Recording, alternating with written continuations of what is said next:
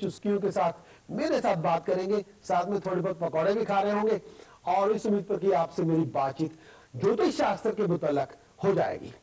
आप अपना नाम, date of birth, place of birth दीजिए, मैं आपकी जन्म कुंडली निकालूंगा और आपके ज्योतिष के मुताल्लिक, अपनी एस्ट्रोलॉजी के मुताल्लिक अगर आप मुझसे जो प्राइवेट, जो ये टेलीविजन इंटरेक्टिव कंसल्टेशन है, इसमें आप मुझसे बात करना चाहते हैं, हम कुंडली निकाल के आपको वो एक बेसिक कंसल्टेशन का सेशन यहाँ लाइव शो में देंगे और अपनी एस्ट्रोलॉजिकल ओपिनियन को मैं आपसे, आपके साथ शेयर करूंगा और जो भी आपके सवाल होंगे उसका मैं जवाब देने की कोशिश करूंगा। लेकिन कुछ लीगलिटी की वजह से कई ओपिनियंस, कई ऐसी चीजें होती हैं जो टेलीविजन पे नहीं बताई जा सकती, लेकिन मैं आपका मान भी रखूंगा और ज्यादा से ज्यादा इंफॉर्मेशन देने की कोशिश करूंगा। और कुछ चीजें ऐसी होती हैं जो टेलीविजन पे लाइव शो पे नहीं बात की जा सकती, उसको हम कुछ को कर सकते हैं, कुछ को नहीं कर सकते। पर इस उम्मीद पर कि आज आपसे बात हो जाएगी और आज हम आपसे आपके पूरी एक इंटरेक्टिव कंसल्टेशन, जो बेसिक कंसल्टेशन का शो है, वो आपके साथ इस ज्योतिष शास्त्र में आपसे बात हो जाएगी। आज हम कुछ, मैं आपके साथ ज्योतिष के मुताबिक भी कुछ एलिमेंट्री पार्ट्स हैं, कुछ एलिमेंट्री जो, या हम कुछ एलिमेंट्स को यूज करते हैं एस्ट्रोलॉजी में, उनको भी मैं बार बार बयान करने की कोशिश करूंगा, क्योंकि भारतीय ज्योतिष में ये चीजें शायद आपने पहले सुनी होंगी, लेकिन उसको मैं फंडामेंटली थोड़ा बहुत एक्सप्लेन करने की कोशिश करूंगा। यानी कि काल सर्प योग, मंगलिक फैक्टर, और काल सर्प कितने प्रकार के हैं बेसिकली, और मंगलिक किस तरह हो जाते हैं। कुछ ऐसे भी योग है जो इंसान की जिंदगी में अगर जन्म कुंडली में पड़े हो तो इंसान जिंदगी भर पीड़ित भी रहता है। तो कुछ ऐसी चीजें हैं जो बेसिकली इंडियन एस्ट्रोलॉजी का, भारतीय ज्योतिष का पार्ट है। ऐसी चीजें काल सर्प योग या मंगलिक फैक्टर का वेस्टर्न एस्ट्रोलॉजी में। हाँ जी, अब हम चलते हैं आज के पहले कॉलर की तरफ, उनसे बात करते हैं। हेलो, आज हम चलते हैं अपने पहले कॉलर की तरफ। हेलो हेलो, आज मैं आपसे बात करूंगा इंटरेक्टिव जो एलिमेंट्री पार्ट है ज्योतिष का, काल सर्प योग के बारे में भी और मंगलिक फैक्टर के बारे में भी। वेस्टर्न एस्ट्रोलॉजी में इन चीजों को, इन चीजों की कोई इंपॉर्टेंस नहीं दी जाती। वेस्टर्न चीजों में सभी कुछ अच्छा माना जाता है, एक जैसे फेरी टेल स्टोरी की तरह उसको बखान किया जाता है, चाहे वो जिंदगी पे अप्लाई हो या ना हो। भारतीय ज्योतिष में एक कॉइन के दो हिस्से ही हैं, एक पॉजिटिव है, एक नेगेटिव है। उन दोनों को एक्सेप्ट किया जाता है, उनको डील किया जाता है, उसके बारे में जो कुछ उसको बैलेंस करने के लिए किया जाना चाहिए भारतीय ज्योतिष में, वो पूरी संस्कृति भी है, पूरा ज्ञान भी है, उसको उस तरह से तैयारी करके उस तरह से हम डील कर सकते हैं। लेकिन वेस्टर्न एस्ट्रोलॉजी में ऐसा कुछ भी नहीं होता। अगर किसी की जन्म कुंडली में हो, सभी कुछ पॉजिटिव, सभी कुछ, एक कई चीजें अप्लाई होती भी नहीं है। लेकिन इंडियन एस्ट्रोलॉजी में ज्योतिष का जो अध्ययन है बहुत ही गहराई से किया गया है और ये हजारों साल पुराना है। ये को आज का नहीं हुआ, पुराने जमाने में लोग, राजा महाराज इसको प्रयोग किया करते थे। आजकल हम आम एक आदमी भी, उसकी पहुंच भी ज्योतिष शास्त्र तक है। पुराने वक्तों में जब राजा महाराजा हुआ करते थे तो एक सेनापति हुआ करते थे, प्रधानमंत्री हुआ करते थे, उसके बाद राजगुरु हुआ करते थे, और उसके बाद राज वैद्य यानी कि हर्बलिस्ट यानी कि डॉक्टर हुआ करते थे, जो राजा की हेल्थ या राजा की फैमिली की हेल्थ को देख रेख करते थे। और उसके बाद राज ज्योतिषी हुआ करते थे। राज चलते कॉलेज की तरफ उनसे बात, और हम ज्योतिष शास्त्र में मैं बात कर रहा था कि काल सर्प योग के बारे में बहुत सी लोगों के पास गलतफहमियां भी हैं। काल सर्प के बारे में जो कई मेरे दोस्त ज्योतिष शास्त्र का प्रोफेशन भी करते हैं, काल सर्प के बारे में कई बहुत ज्यादा जानकारी भी नहीं है। और कई लोग इसे पुराने सर्प दोष को लेके उसी के साथ डिफाइन करते जा रहे हैं, वो बात ठीक नहीं बनती।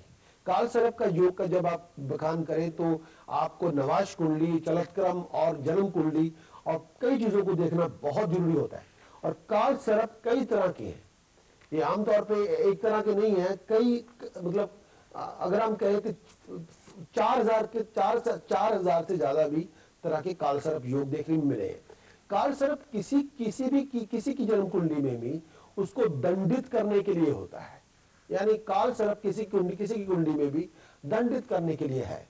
काल सर्प योग सम्राट, जो बड़े बड़े सम्राट हुए हैं उनकी कुंडलियों में नजर आया है। लेकिन काल सर्प की कोई ये कहे कि उसकी विशेषता, ये एक अपने आप में जो पहचान है कि वो इंसान के जीवन का विनाश का कारण बन जाता है, उसका पतन लेके आ जाता है, डाउनफॉल लेके आ जाता है। काल सर्प उसी को कहते हैं। लेकिन काल सर्प को डिफाइन करना अपने आप में उसको एक्नॉलेज करना बहुत जरूरी होता है। कई बार कालसर्प कुंडली में सामने पड़ा होता है, अगर उसको प्रॉपर उसका विश्लेषण ना किया जाए वो आपको नजर भी नहीं आता। एक मेरा अपना एक्सपीरियंस ये है, अगर घर के किसी एक इंसान की जन्म कुंडली में कालसर्प है, मान लीजिए वो बच्चा है, तो माँ बाप की कुंडली को देखना बहुत जरूरी होता है।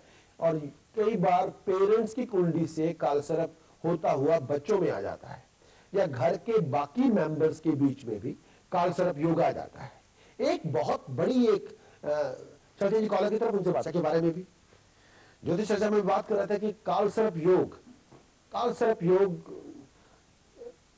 कालसर्प योग जिस तरह जन्म स्थान से चौथे। अब चलते हैं जी कॉलर की तरफ, उनसे बात करते हैं। हेलो हेलो, चलते हैं जी कॉलर की तरफ, उनसे बात करते हैं। हेलो, अब हम बात करते हैं कालसर्प योग के बारे में। जन्म स्थान से चौथे घर में राहु हो और 10वें घर में केतु हो तो वो भी एक कालसर्प योग माना जाएगा। जन्म स्थान से 5वें घर में राहु हो, 11वें स्थान पे केतु हो, वो भी कालसर्प योग माना जाएगा। जन्म स्थान से 6ठे घर में राहु हो और 12वें घर में केतु हो तो भी कालसर्प योग माना जाएगा। जन्म स्थान से 7वें घर में राहु हो और लगन में केतु हो, उसे भी कालसर्प योग माना जाएगा। जन्म स्थान से जैसे आप कहते हैं कि 8वें घर में राहु हो और दूसरे घर में केतु हो तो भी कालसर्प योग माना जाएगा। और जन्म स्थान से 9वें घर में राहु हो, तीसरे घर में केतु हो, वो भी कालसर्प योग माना जाएगा। कालसर्प योग पूरी तरह स्पष्ट हम जन्म कुंडली से चलित क्रम से हम ये देखते हैं कि ग्रहों का बल क्या है। ग्रहों की जो रियल, अगर माइक्रोस्कोप डालें और उसको 35 टाइम मैग्नीफाई करें तो क्लियर कट नजर आ जाते हैं कि इनकी पोजीशन क्या है। तो इसी तरह चलित क्रम और नवाश कुंडली में ग्रहों की असलियत बेनकाब हो जाती है, उनको हम अच्छी तरह से देखते हैं। और कालसर्प का स्पष्ट रूप, जैसे राहु के दाहिनी तरफ सभी ग्रह निकल जाएं, और कई बार पूरी कुंडली अनबैलेंस कर देता है कालसर्प। सारे ग्रह लेफ्ट से राइट की तरफ, राइट से लेफ्ट की तरफ आ जाते हैं। और राहु अष्टम भाव में हो और या राहु के अष्टम स्थान में शनि बैठा हो तो भी कालसर्प योग माना जाएगा। कई बार कुंडली में उस तरह, जिस तरह हम ये कहें कि सभी ग्रह राहु केतु में आए तब माना जाएगा, नहीं। अगर राहु से अष्टम भाव में, जहां पे राहु बैठा हो उसके अष्टम भाव में शनि महाराज बैठे हो तो भी कालसर्प योग माना जाएगा। राहु जो है वो साउथ वेस्ट डायरेक्शन का मालिक है और केतु जो है वो नॉर्थ ईस्ट डायरेक्शन का मालिक है, आपको इस तरह माना जाएगा। और लेकिन चंद्रमा से राहु और केतु 8वें, चंद्रमा से जहां चंद्रमा बैठा हो, अगर राहु और केतु 8वें घर में हो तो भी कालसर्प योग माना जाएगा। और जन्म स्थान से 6ठे, 8वें, 12वें घर में राहु बैठा हो और कालसर्प योग बना रहा हो तो ऐसे कालसर्प योग काफी ज्यादा घातक माने जाते हैं, काफी ज्यादा अफेक्टिव और बहुत ज्यादा उसकी जैसे इंसान की जिंदगी पे कई चीजें उल्टा पुल्टा कर देते हैं। और राहु केतु का जो भ्रमण होता है, जो उनकी चलन होता है, बाकी ग्रहों से उल्टा होता है। ये जन्म ग्रह में जैसे कई बार हम ऐसे कहते हैं, यदि किसी योनि जो सर्प हो और अगर किसी की योनि सर्प हो, कई मतलब योनियां भी कई प्रकार की मानी जाती है, खासतौर पे योनि का प्रयोग हम करते हैं कंपैटिबिलिटी में। किसी का जन्म सर्प योनि में हो जाए तो उसको भी कालसर्प योग माना जाएगा। अब चलते हैं जी कॉलेज की तरफ, उनसे योग के बारे में बात करना चाहता था जो बहुत जरूरी है।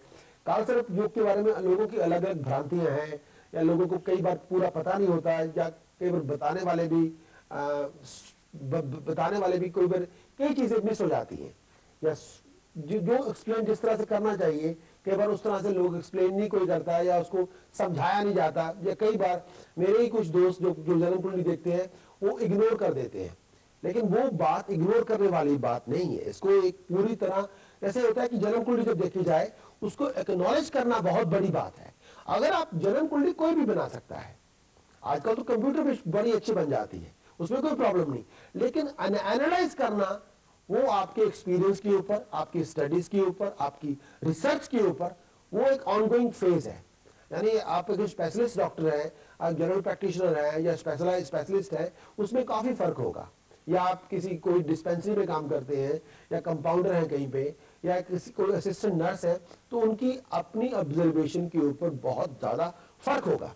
तो जन्म कुंडली को एनालाइज करना भी एक इतना आसान नहीं, काफी उसको माथापच्ची का काम है, बहुत टेढ़ी कीर है उसको डिफाइन करना, उसकी गहराई में जाना और उसका पूरा देखना कि इसका बल क्या है। मान लीजिए कई बार वहां पे अकेली छाया ही है, शैडो ही है, हाँ हम जा रहे हैं ब्रेक की तरफ और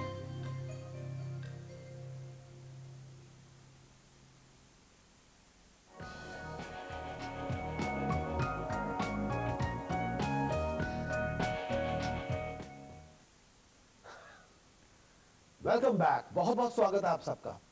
और इस उम्मीद पर कि आप मुझे कॉल करेंगे और मैं आपके मैसेज सुनने के बाद अब हमें जब आपका फोन मिलेगा तो हम आपको फोन करेंगे और आपसे बात करेंगे।